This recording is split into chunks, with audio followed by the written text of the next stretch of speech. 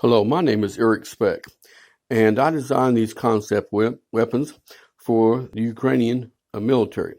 And what they are is a different handle and pipes here that are added to the gun, the main body of the gun. All these weapons, these furniture, what we call furniture, the handles and stuff like this, these nuts and everything. Here's going to be the trigger. Here's going to be the trigger guard. And if you notice, we have a hanger here, and this right here is a laser sight. We can also use a dot sight, holocaust sight. But anyway, what happens on these deals is why situation is different is because they really, when you develop these, they only have to have this part of the body, and the rest of it is supplied by whoever receives the weapon.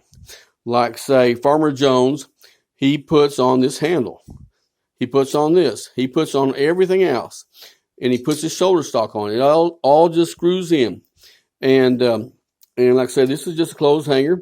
One soldier can carry 8 to 10 of these by himself with a full magazine. And that's quite a bit of deal. No other gun like that is or like that. And what makes it very cool is, like I say, you can also unscrew this,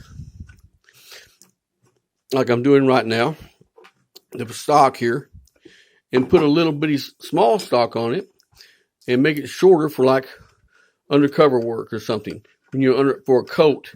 And that way you could have it, and you could just go ahead and can't have a hard time screwing this in, but you would have it, and you could tie it underneath your arm or something like that.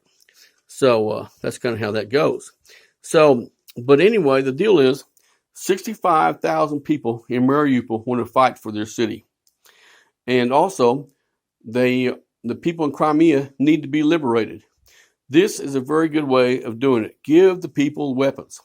If you can imagine, the Russians or separatists have 20,000 people on the front line, and that's all they got. So if you give 65,000 people in Maripul weapons, that means that changes the tide of the war. And also, like I say, another thing I want to say here, and I named these after Jamala's 1944 song. And if you notice that it's got the lettering here is in Ukrainian language, and it stands for King David, because we're kind of the underdog here in Ukraine against mighty Russia, but that don't mean we're not going to win.